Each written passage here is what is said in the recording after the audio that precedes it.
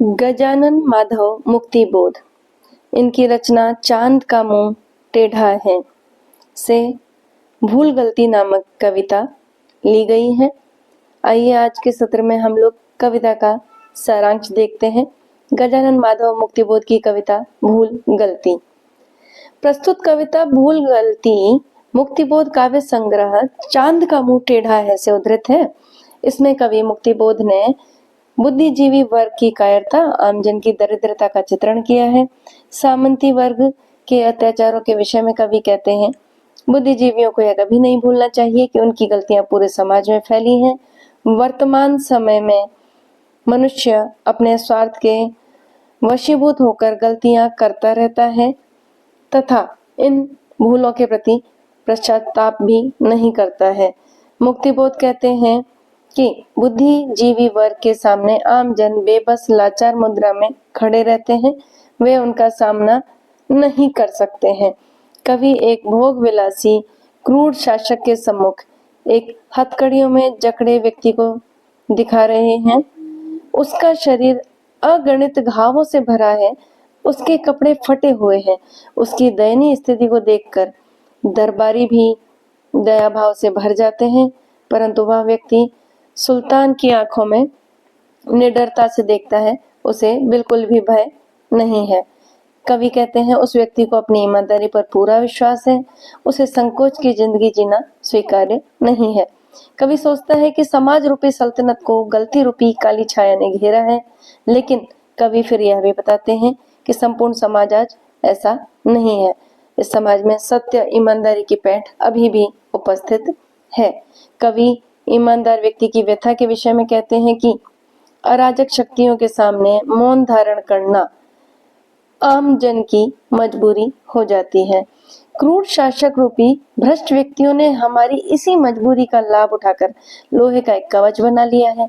वे साधारण वर्ग की आंखों में धूल झोंककर उन्हें भयभीत करने में लगे रहते हैं।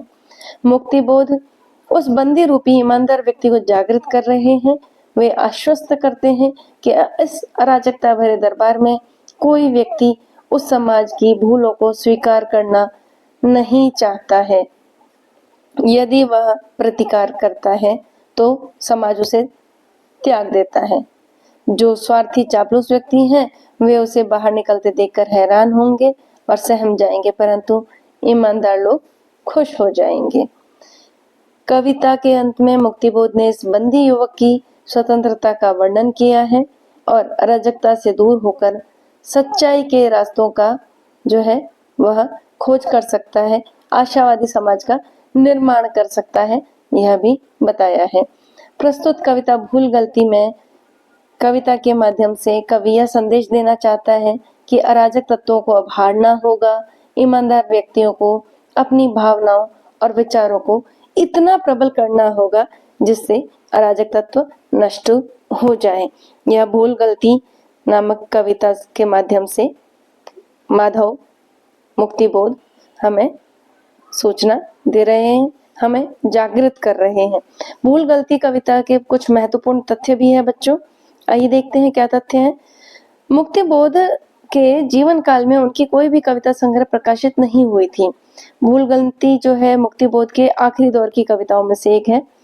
यह जो भूल गलती नामक कविता है 1964 में प्रकाशित चांद का मुंह टेढ़ा है इस नामक कविता संग्रह से संकलित है।